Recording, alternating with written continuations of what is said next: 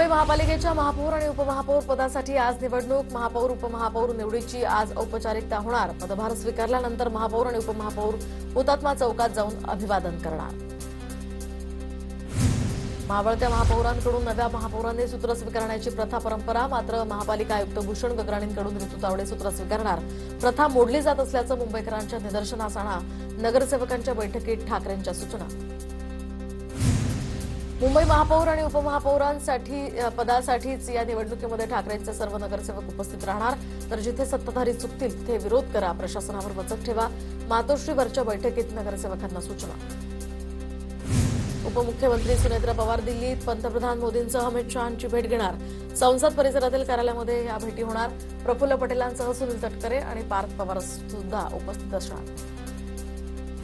रात्री उशिरा उपमुख्यमंत्री सुनेत्रा पवार या नवी महाराष्ट्र सदनात दाखल. अजितदादांच्या निधनानंतर सुनेत्रा पवार या पहिल्यांदाच राजधानी दिल्लीमध्ये. पुढील काही दिवसात राष्ट्रवादीचं विलीनीकरण होण्याची शक्यता. विलीनीकरणासंदर्भात राज्यातील मित्रपक्षांसोबत चर्चेची खलबत. मुख्यमंत्र्यांच्या गोपनीय दिल्ली दौऱ्यामुळे मोठ्या घडामोडींचे हे संकेत. दोन्ही राष्ट्रवादींचं विलीनीकरण झाल्यावर बोलणार, तोवर भाष्य करणं योग्य नाही. मुख्यमंत्री देवेंद्र फडणवीस यांची रोखठोक भूमिका. अर्थसंकल्पाच्या अनुषंगानं मुख्यमंत्री दिल्लीला गेले असतील. प्रत्येक वेळी राजकीय चर्चेसाठी फडणवीस दिल्लीला जात नाहीत. दिल्ली दौऱ्यावरून चंद्रशेखर बावनकुळेंची प्रतिक्रिया. अजित पवारांचा 100% घात झाला. एखाद्या व्यक्तीला ठार मारायचं असल्यास चालकाला मारणं प्रभावी ठरतं. रेज अँड किल फर्स्ट या पुस्तकातील मजकुराचा उल्लेख करत रोहित पवारांकडून शंका व्यक्त. या प्रकरणी तपास आंतरराष्ट्रीय तपास यंत्रणेकडून व्हावा अशीही मागणी.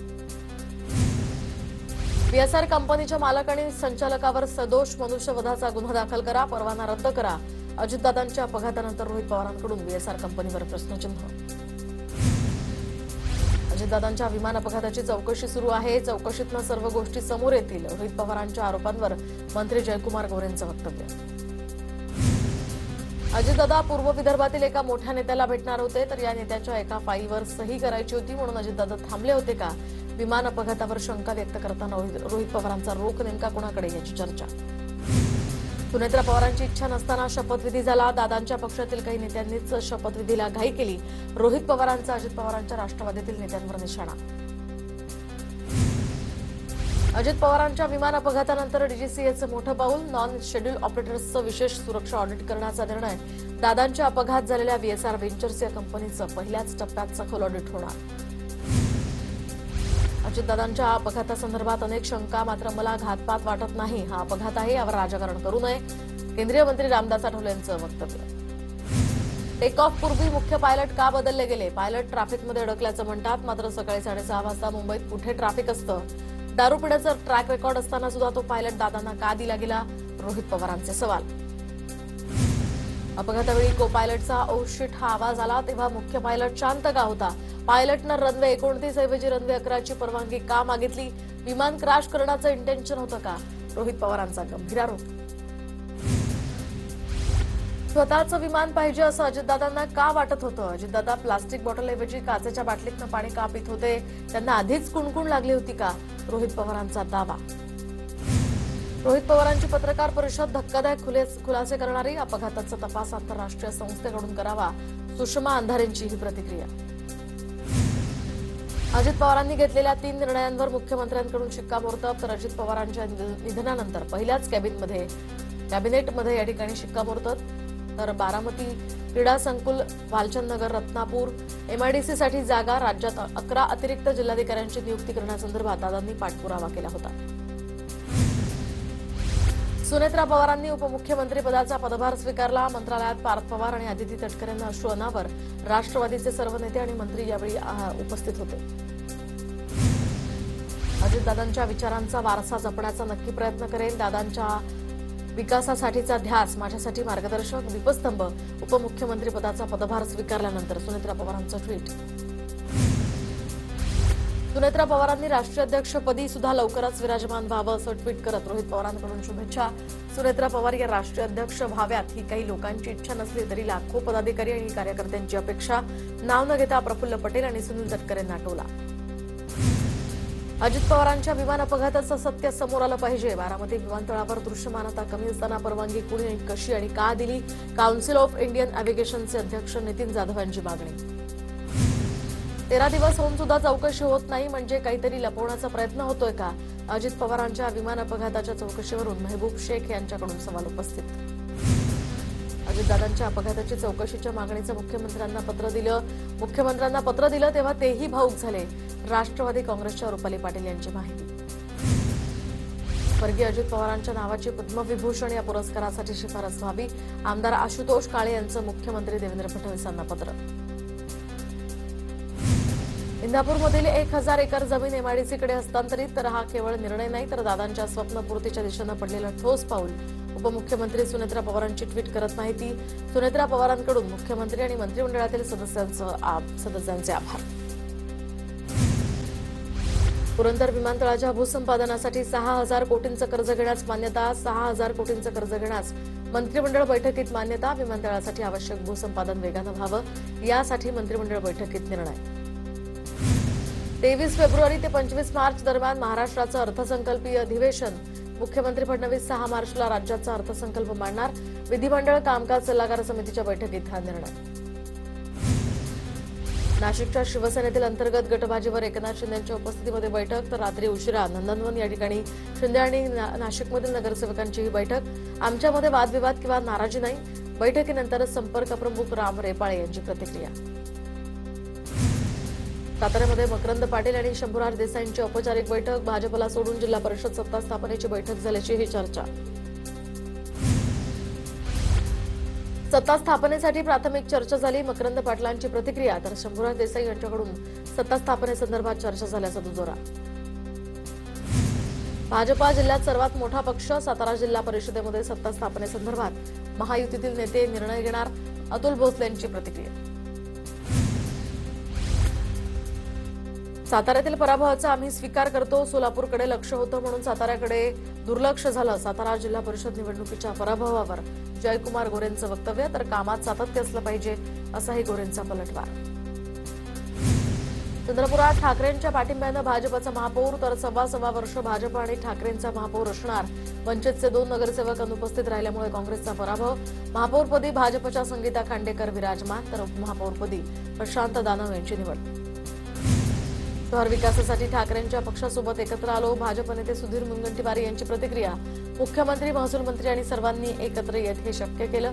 चंद्रपूर महापौरपदी भाजपच्या संगीता खांडेकरांचा विजय झाल्यानंतर मुनगंटीवारांचं वक्तव्य.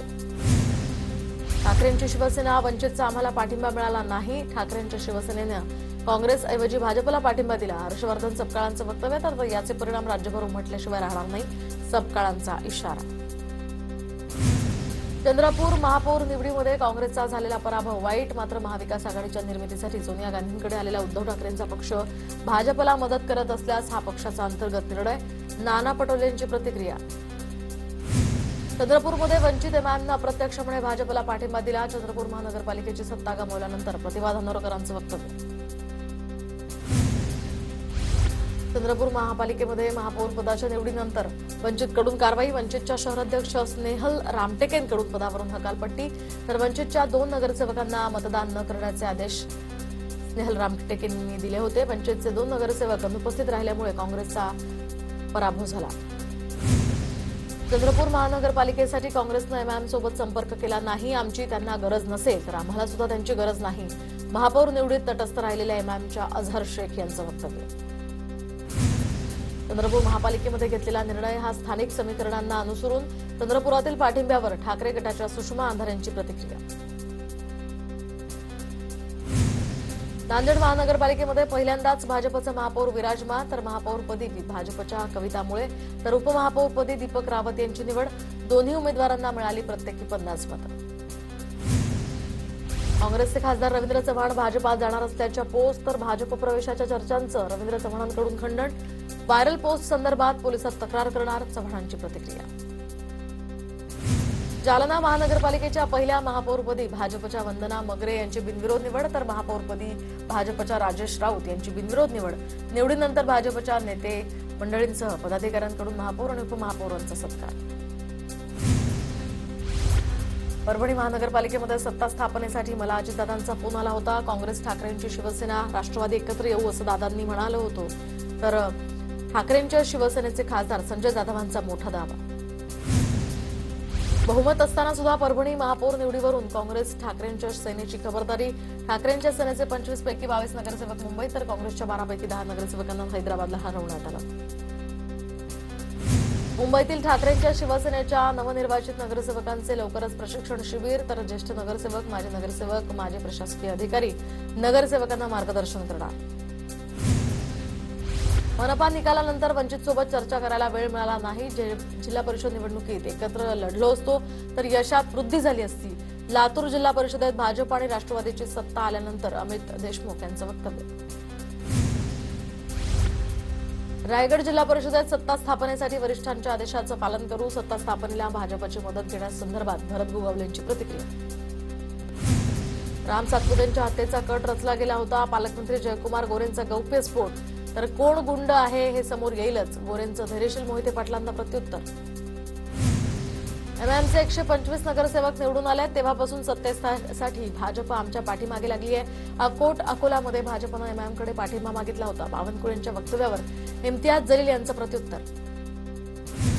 पालकमंत्र्यांनी त्यांच्या लोकांच्या माध्यमातून माझ्यावर खोटा गुन्हा दाखल केला. पालकमंत्र्यांचे भ्रष्टाचार काढत होतो म्हणूनच मला गप्प करण्याचा प्रयत्न झाला. अॅट्रॉसिटीच्या गुन्ह्यासंदर्भातील सुनावणीनंतर जलील यांचा आरोप. सचिन जाधव आणि उमेश पाटलांमध्ये वार पलटवार. तर मी काटा मारणारा नसून काटा काढणारा. उमेश पाटलांचा पराभव केल्यानंतर सचिन जाधवांची टीका. तर निसटत्या पराभवावर टिमक्या मारणं अयोग्य असल्याचं प्रत्युत्तर. पाटण पंचायत समितीवर निर्विवाद वर्चस्व मिळवल्यानंतर शंभूराज देसाईंची विजय रॅली. तर प्रचारादरम्यान देसाईंवर टीका करण्यात आल्यानंतर पोस्टरच्या माध्यमातून कार्यकर्त्यांचं उत्तर. एकनाथ खडसेंना दिलासा. भोसरी जमीन प्रकरणी जामीनपात्र वॉरंटला मुंबई हायकोर्टाकडून स्थगिती. 13 तारखेला खडसे पत्नींसह न्यायालयामध्ये सुनावणी दरम्यान हजर राहणार असल्याची ही माहिती. बाबा सिद्दीकी हत्या प्रकरणी विशेष मकोका न्यायालयाकडून 27 आरोपांवर आरोप निश्चित. आरोपींवर मकोका, बीएनएस आणि आर्म्स ऍक्ट अंतर्गत आरोप निश्चित. पुढील तपासामध्ये साक्षीदार आणि पुरावे तपासणीची प्रक्रिया सुरू होणार.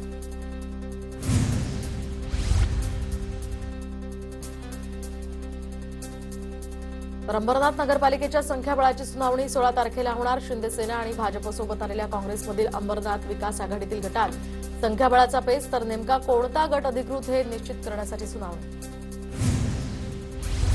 केंद्रीय मंत्री रामदास आठवलेंकडून शरद पवारांची भेट. रामदास आठवलेंकडून शरद पवारांच्या तब्येतीची विचारपूस. शरद पवारांच्या प्रकृतीत सुधारणा होत असून त्यांचा खोकला आता कमी झाल्याची माहिती.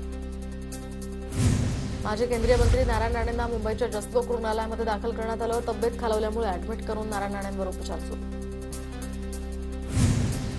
महाराष्ट्राचे माजी राज्यपाल भगतसिंह कोश्यारी आज नाशिकमध्ये अभिनेते शरद पोंक्षे यांच्या श्रीराम या विषयावरील व्याख्यानासाठी उपस्थित राहून कार्यक्रमाचं उद्घाटन करणार. ठाकरेंच्या शिवसेनेचे आमदार सुनील प्रभूंकडून मुख्यमंत्री फडणवीसांची भेट. महाविकास आघाडीच्या काळात सुरू झालेल्या शिवभोजन थाळीच्या प्रश्नावर चर्चा.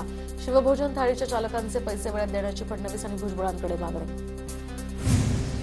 अविश्वास प्रस्तावावर सभागृहात चर्चा होऊन मतदान होणार नाही तोपर्यंत ओम बिर्ला अध्यक्षांच्या खुर्चीवर बसणार नाही. लोकसभा अध्यक्षांच्या विरोधातील अविश्वास प्रस्तावावर 9 मार्च रोजी चर्चेची शक्यता. अविश्वास प्रस्तावावर मतदान होत नाही तोपर्यंत ओम बिर्ला अध्यक्षाच्या खुर्चीवर बसणार नाही.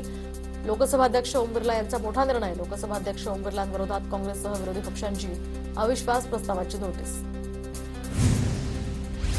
डॉक्टर गौरी पालवे मृत्यू प्रकरणी विशेष सरकारी वकील महेश मुळेंची नियुक्ती. तर आरोपी पती अनंत गर्जेच्या जामीन अर्जावर 18 फेब्रुवारीला सुनावणी होणार.